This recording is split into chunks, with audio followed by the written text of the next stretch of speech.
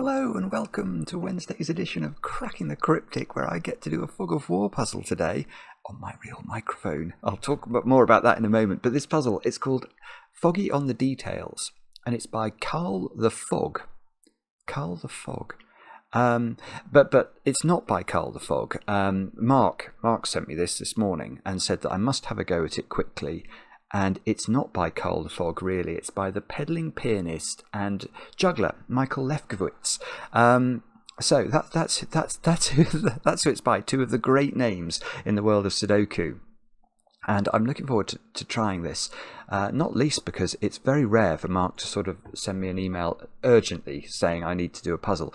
So I have had a quick look at the rules. They're completely normal, but they're written in a very peculiar way. But we'll have a look at that in a moment or two's time. If you've not done fog of war puzzles before, they're just magnificent. The idea is you can see there's loads of grey in the grid, and we have to deduce digits. So say we deduced what this digit was logically, and when we put that digit in, it would clear the fog from the surrounding cells. So we learn more about the puzzle as the puzzle progresses. So it's a lovely innovation, works very well with computer solving, and this is what we're going to be doing in today's video.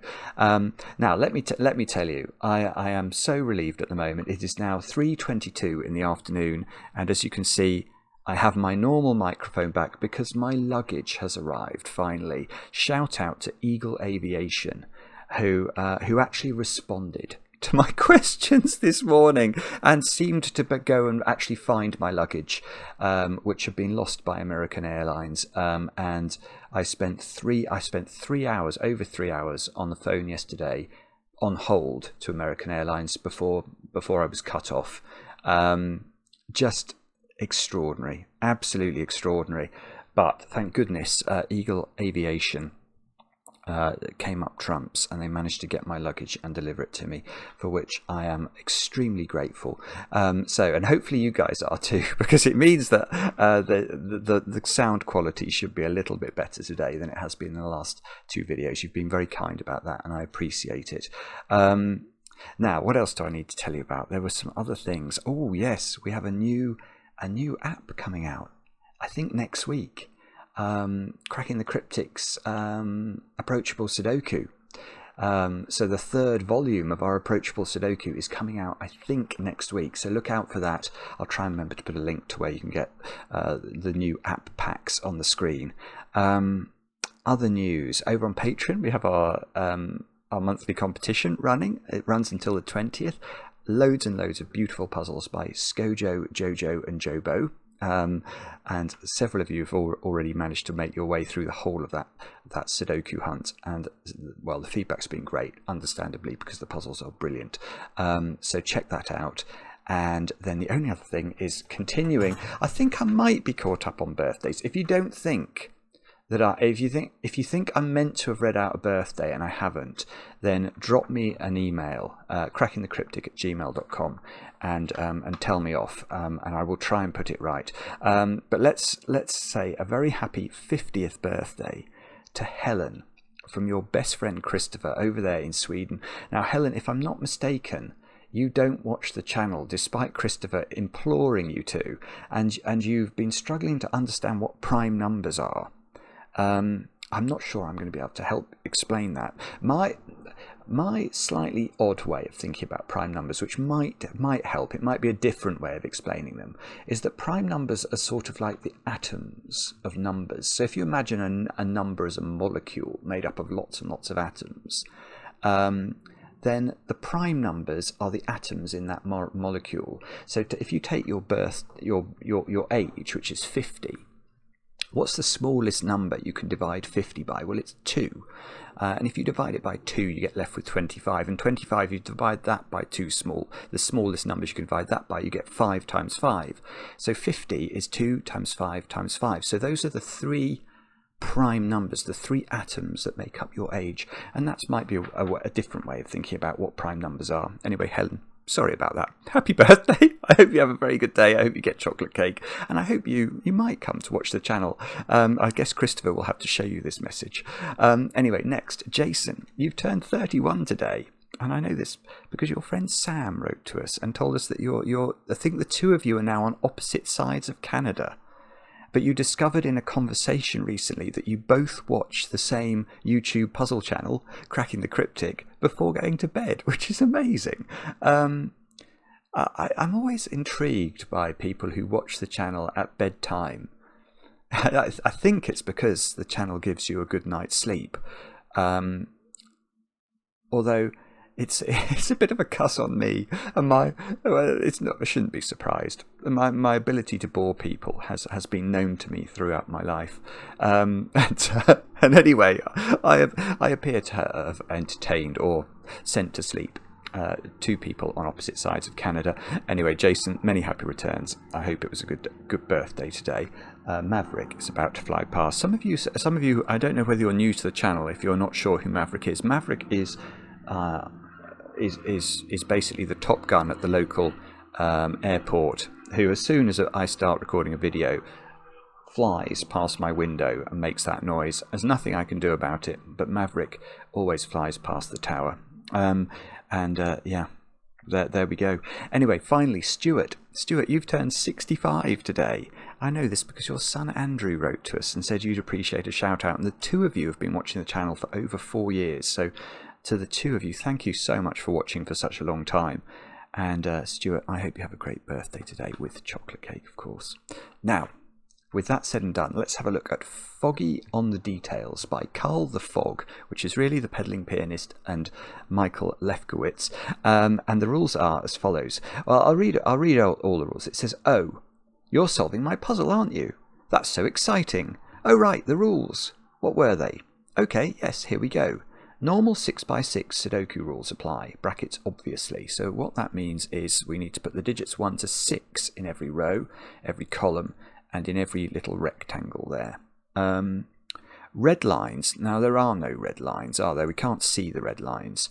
Red lines are modular lines. So every 3-cell sequence on a red line contains a digit from 1 and 4, a digit from 2 and 5, and a digit from 3 and 6. So let's, can I do this? Yes, let's have a look at this. So if I draw in a red line, let's say this was a red line, and let's say that we worked out this square was a 5.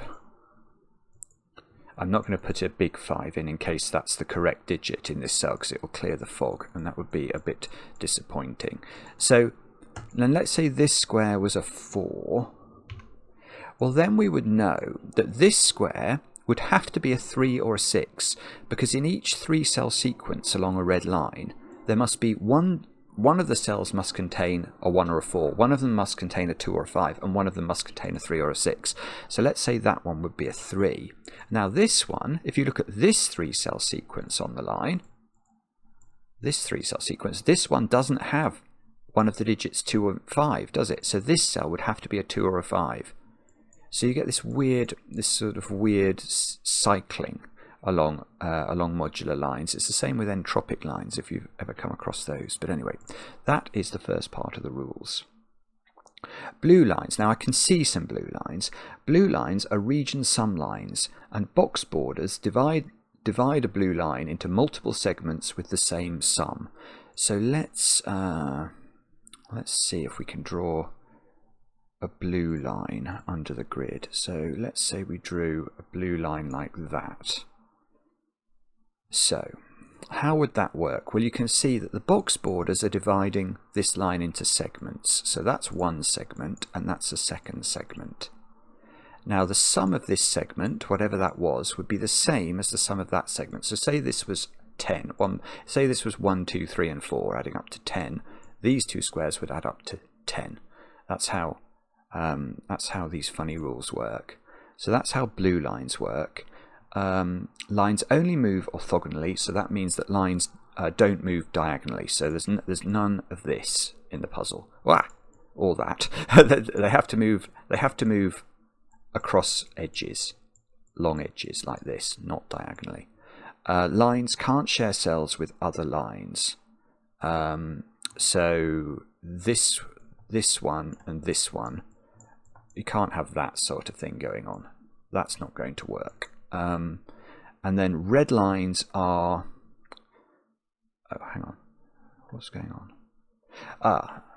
Yeah, this is where it gets strange. It then says red lines are modular lines. Wait, did I do that one already? I can't remember. Cages are, oh yeah, killer cages. Digits in them can't repeat, and their sum is always given in the upper left corner, brackets, the leftmost cell of the topmost row of the cage, and they don't overlap. Right, so look at this square.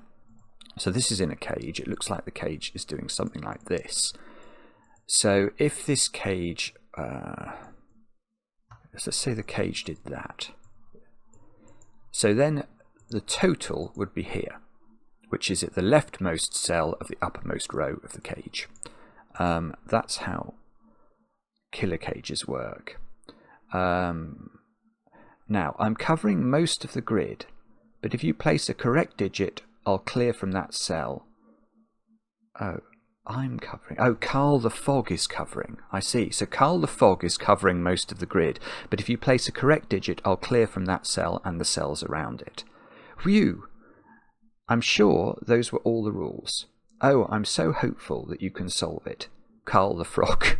It's the most bizarre rule set. Honestly, it's a very standard rule set expressed in the most complicated way.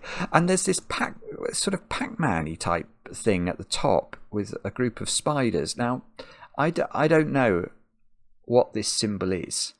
Is this a symbol I'm meant to know what this means? It doesn't look like... Because when I read Karl the Fog, I keep thinking of Karl the Frog as well. I don't know if Karl the Frog is a thing.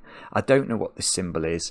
I'm absolutely inept when it comes to such things. But anyway, do have a go at the puzzle. The way to play is to click the link under the video as usual. But now, I get to play.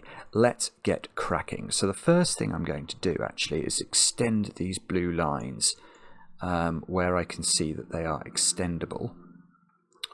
And the second thing I'm going to do is... Well, that hasn't got me very far. Let me just think about this as Maverick does another fly past. I very much want to join these up. Okay, I don't know whether I can join these up, but one thing I do know is that this blue line, the one that's come up into this square, doesn't turn like that.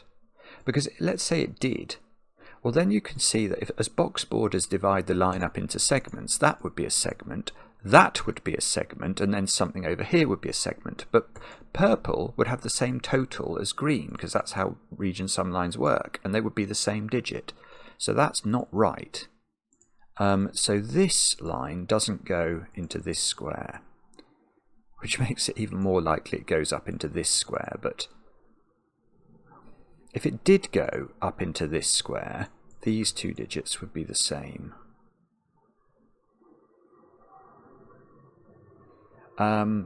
Right. Actually, I'm not going to do that because I've seen something else. I'm going to look at this square. That's an interesting square because that's in a cage. And yet there is no cage total in the thing, and I'm sure their sum is always given in the upper left corner of the cage. So this cage here, which is at least taking those cells we can see from the sort of grid furniture in the grid. In fact, look, there is a little... Yeah, there is a tiny little bit of grid furniture in the southeast corner of this box. So does that tell us that this isn't in the cage? I think it probably does. I'm always very nervous. We do get sent Fog of War puzzles that sometimes, you know, for the logic to work in the puzzle, you have to really pay attention to little tiny marks in the grid like this and deduce that therefore this is not part of this cage.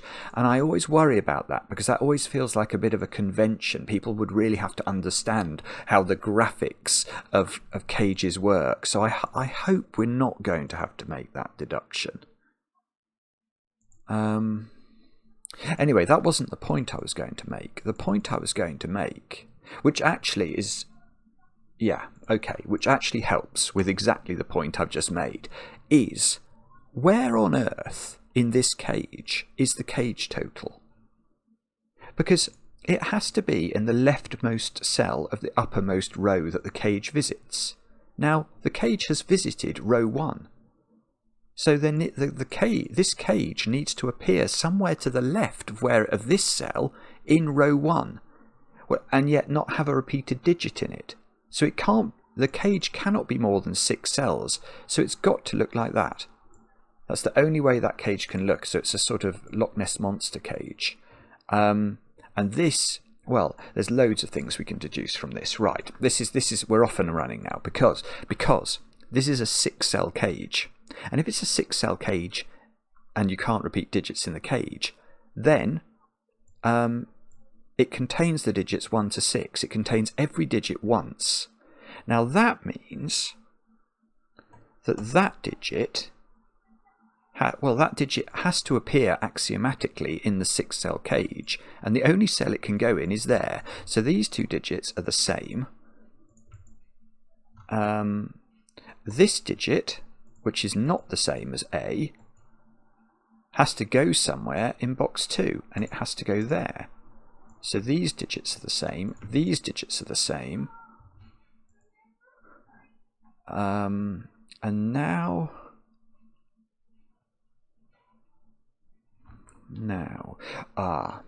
this is very clever. Right, so now this doesn't join to, so this doesn't join up. The blue doesn't join up. Because if it did, yeah, it doesn't work. Because if it did, what we said earlier is because if we divide this blue line into segments again, I have to say I'm quite keen on this new purple colour. I actually really like it. We'd divide it like this, wouldn't we? Which means that green and yellow are the same. But if green and yellow are the same, how could that work, given that this yellow digit is there? That would mean this has to be a 0. And there are no zeros in this puzzle. So actually we can't, this doesn't do this. So, in fact, this has to turn. And this has to extend as well, because otherwise that would make this square and this square have the same digit in them. And now,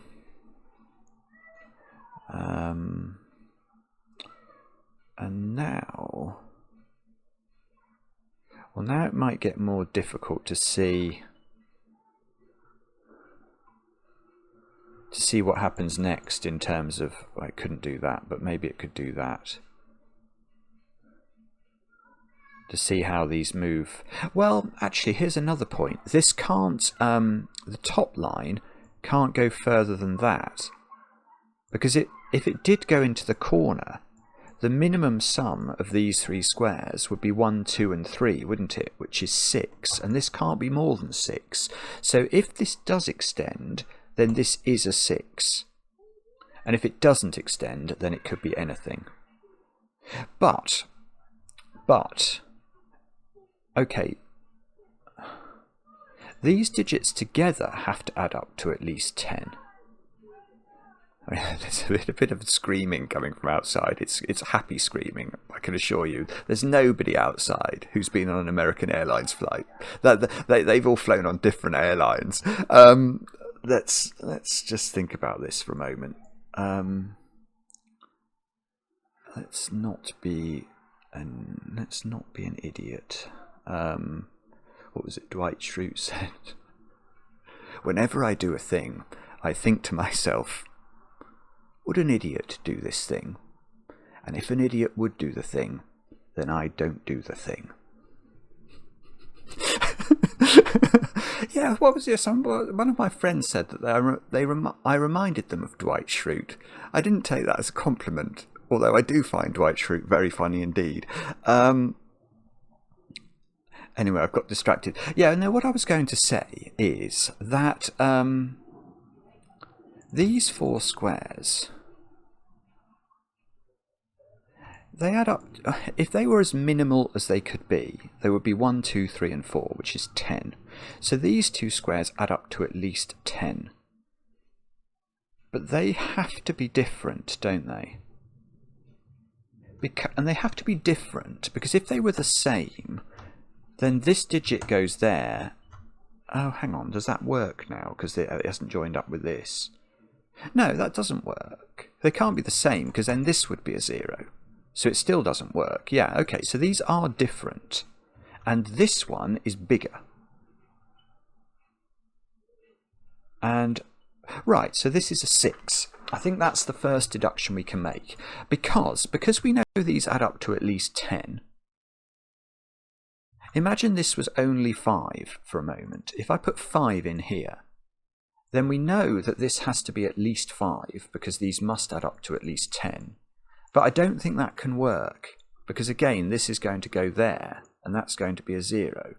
So this has to be smaller than this. So we can't put 5 into this square. So it is 6. And okay, there's something written there. I can't actually read that very well. Did I say the upper left corner? I meant the lower left corner.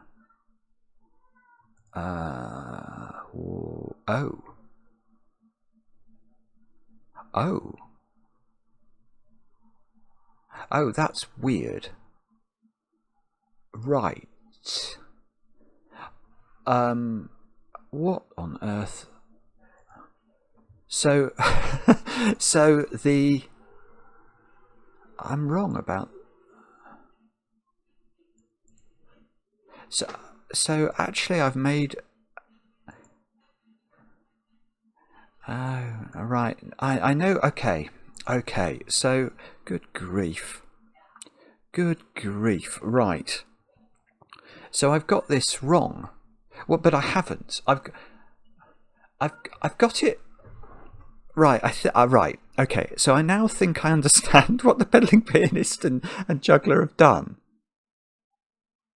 They've changed the rules of the puzzle because of this speech mark here. Did I say the upper left corner? I meant the. So I'd assumed that this square had, by the logic of the rules of the puzzle as I understood them to be, I understood that this square had to be part of this cage. And that allowed me to deduce this digit was a 6, which turned out to be correct. But that has revealed that the rules were wrong. So the rules have now changed. I think I've just got to delete everything, haven't I? Everything's wrong. Everything I've done was correct logically to give me this digit and reveal the fact that the rules are wrong. This is very, very clever setting. But something. Okay, I'm not exactly sure. No, because all of my A's and B's are wrong. Because that was all deduced from this square being part of this cage. So the A's and B's all have to come out. And this cage is now. Well, did I say the upper left corner? I meant the lower left. The lower left corner. So this cage is meant to have. Right. Well, it must come down to this row somewhere.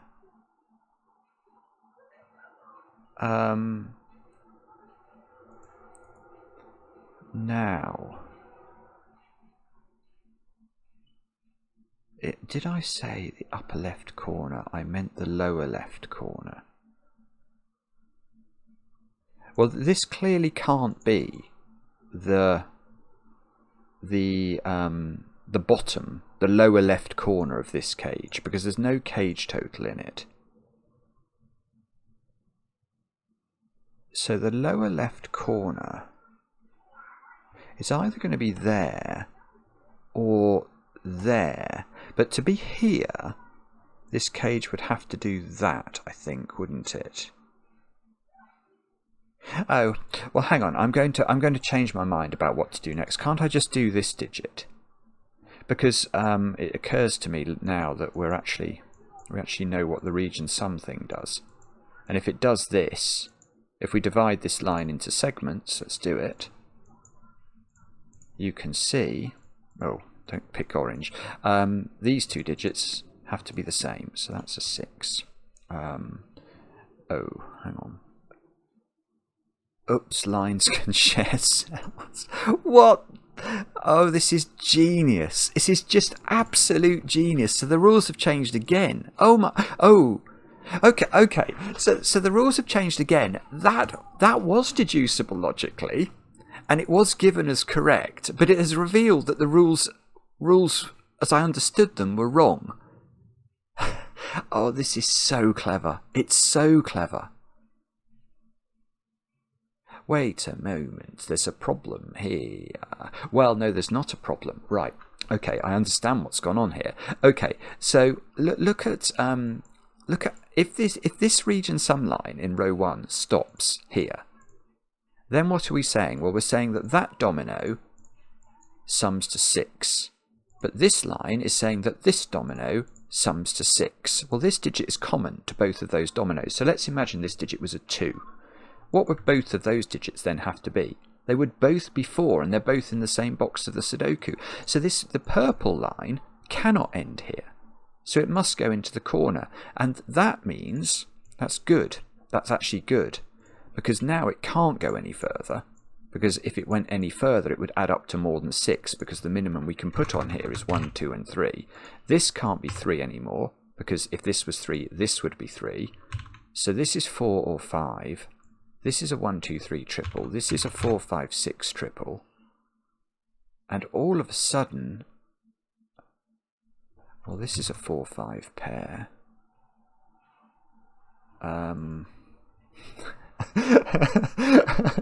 So it's a puzzle where the rules change as you go through it. It's a genius idea. It's genius. How could you possibly... This is the only way you could ever do or create a puzzle like this is with a mechanism like Fog of War, because oh, hang on, what's going on there? That's very interesting. Right, this line is where we're going to look now, because where this line can't be 2 cells long, because this segment and this segment would have the same sum. So this has to move, and I think the only place it can move is there. But having moved there, a question might be, can it... Oh, hang on.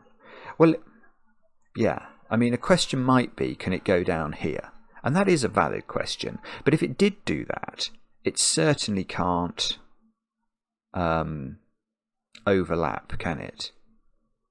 With well, it can overlap, but it can't join to this one, because if it joins to this one, then we're adding all 6 digits and we're saying it's equal to that, so that doesn't work. Now, one thing I've just spotted that might be possible is, well, no, it's not possible actually, because it now occurs to me that because I've got this 4, 5, 6 triple here, these are from 1, 2, 3. So these 2 digits are the limit. Because the maximum this can be is 3, and the minimum I can make that pair would be a 1, 2 pair. That's all it could be. It's forced. I don't think there's any other option. I think that's a 3, and it is, and that's led to another speech bubble here. So we're going to have to check what that means in a second. So I think we're in this world. Oh, okay. So hang on. So it was the top cell of a cage's rightmost column. So the rules for cages have changed again, because this one said it was the lower left corner, and then this one's saying it's the top right corner, and in fact that's correct. Look. That's outrageous. But so there's a 6 on this line. This line has to dip, doesn't it? It has to go down, because, and in fact it must take another cell or 2 in box 6, because this total here, there's a sort of secret that's applying today. It's not the usual secret. The usual secret is 45. something I tell only my very favourite people. I will tell you the secret of 6x6 Sudokus. It's 21, because that's the sum of the digits 1 to 6. So this line here, this segment, we know sums to 18, because it's got to be 21 minus 1 plus 2. So this is 18. So this can't be the extent of the line in box 6. It's got to take more cells, because it's got to get to an 18 count. And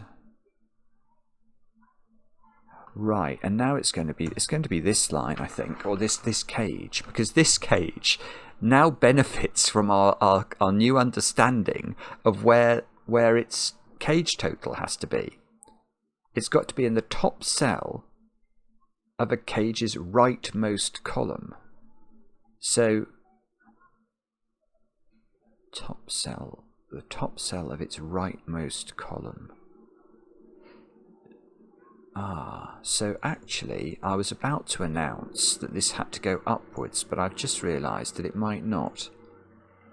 So, okay, let me show you the counterexample that I've just seen to that. Why couldn't that be this cage? Alright, it can't be for a reason I've now spotted. Sorry, Maverick's getting lower and lower.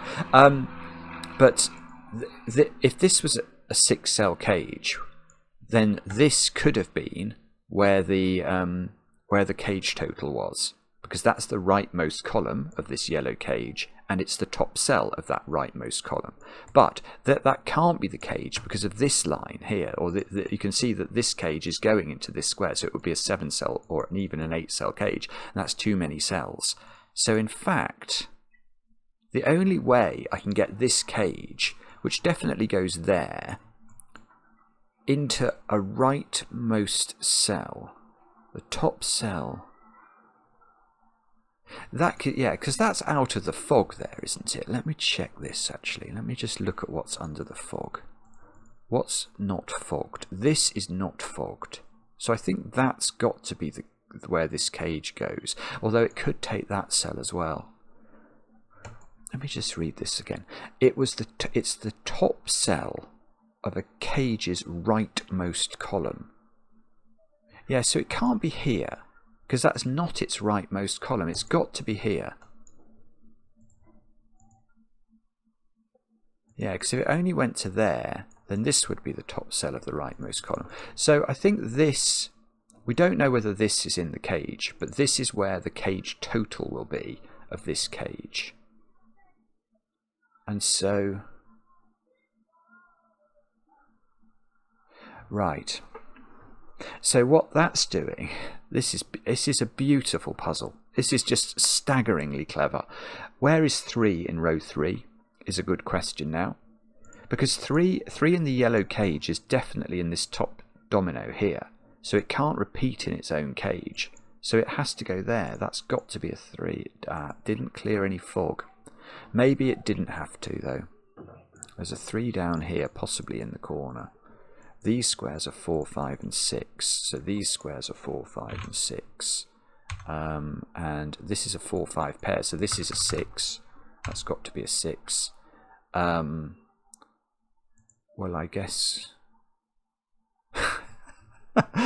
well, I guess cage clues can go wherever, really, is the new information. So although I logically deduced that this cage had to go to there, it didn't go to there at all. That's total nonsense. So but it did go to here. It did go to here. And the cage totals 20, and 6 plus 4 plus 5 is already 15. But we don't, or we know it doesn't go here, actually. Yeah, this is still good. We know it doesn't go here, because then these 3 squares would have a minimum sum of 6 if they were 1, 2 and 3, and 6 plus 15 is 21, which is more than 20, because there hasn't been a rule yet that's disapplied mathematics. I wouldn't put it past either of these constructors to suddenly go, oh, and by the way, maths doesn't work in the puzzle or something, but they haven't done that yet. So these 2 squares have to add up to 5, and that means this square can't be a 1. Because this would be a 4. So this is a 2, 3 pair. These are from 1, 2 and 3. now. Well, now I can't see what to do.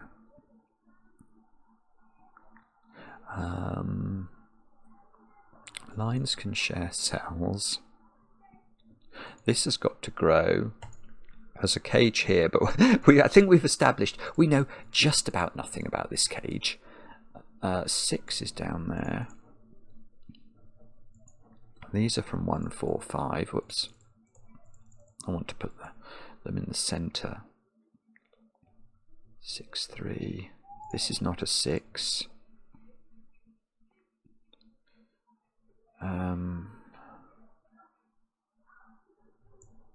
What is it that I'm meant to do here? Sorry, I'm not spotting this.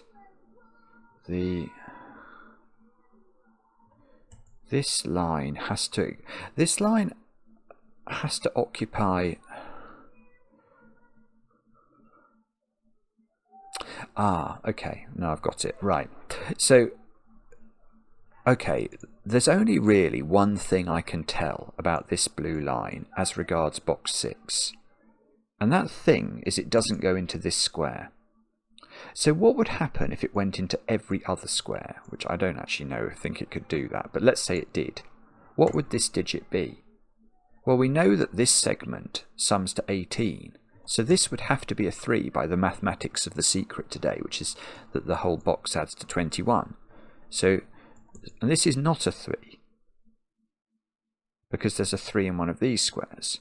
So this has to be a 1 or a 2, and there must be another cell in this box that is not on this line. And that makes sense, because I couldn't see how to orthogonally connect these 5 squares together. But that's given me a 1-2 pair here. Now this is interesting, because this digit must definitely be on the blue line, because it's bigger than 1 or 2. So the blue line does that, and it either does this. No, okay.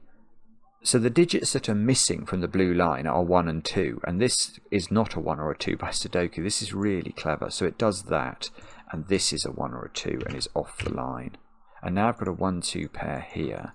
So this square is 4, 5, or 6. So I see. So we're just getting that sort of thing. So this square is not a 1. So where is 1 in column 1 is a good question, and it's there. There's a red line. Oh, I'd forgotten about red lines. Like I said, like I said, lines can also move diagonally. So lines can go diagonally now. Okay. Well, I see. Right, this is fine. Okay, so now remember what we said about modular lines. This can't be a 4, because 4 and 1 are from the same modular set. So this is a 5, which means this is a 5, which means this must be a 5, that must be a 4, that must be a 4. And we are off to the races now. This square here is 3 or 6 for modularity purposes. I probably am meant to know which of those it is. I can't tell that though. That's not 5. So this is 3 or 4 by Sudoku. This digit reverts to the first modularity because there hasn't been one of the 2, 5 modularity in those 3 squares. And in fact it can't be 5. So that square is 2. There's another message. I'll come back to that in a moment because we can do some Sudoku now. This square is a 3. So this is a 2. That's 2. That's 3 in the corner. That's 3 in the spotlight, losing its religion. Look, I think we're clear. We're tidying up now. We've got, this is a 3, 6 pair. Let's get rid of the corner pencil marks. How do we do this bottom bit now? We've got, hang on, I'm not immediately seeing how to do that. Let's just, well, what's this new message? It says, hold on. Did I get the line colours backwards? Oh dear. You're kidding me. No. No. That can't be right. That can't be right. Oh my goodness me, it is right. Look at this. So what this last message is telling us is that the red and the blue lines have the opposite rules to what we've been told. In other words, this was never meant to be. This line here was a modular line. And the reason I paused there is that I couldn't really believe it would work, but it does. Because 3 and 6 are from the same modular set and 2 and 1 are from the different modular set. Look at this line. It goes 1, 5, 6, all different modularities. This line, well, this is going to be huge actually, because that means this square has the same modularity as this square, which means it's 6. Oh, this is so clever. Wow. Well, now I've broken it. Oh no, I haven't broken it because the line doesn't... Oh, the line doesn't extend. Oh, good grief. Good grief. Because it doesn't need to go into another box because it's a modular line. Oh, this is ridiculous. It is ridiculous. Oh, goodness knows what that's done. There's another message. Hang on, let me just do some Sudoku here and then we'll read that message. This is absolutely brilliant. Right, so that's a 6 by Sudoku. We've done all the fog, I think. Oh, maybe digits can repeat in cages after all. So that we can repeat digits. That's why this has got a 28 total. And this says, I can't read that.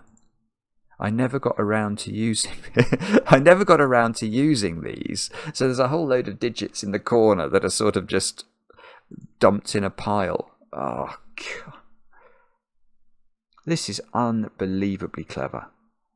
Unbelievably clever. So actually, hang on, does this cage should just add up then, shouldn't it? It should add up to 28. So we've got 2 6s.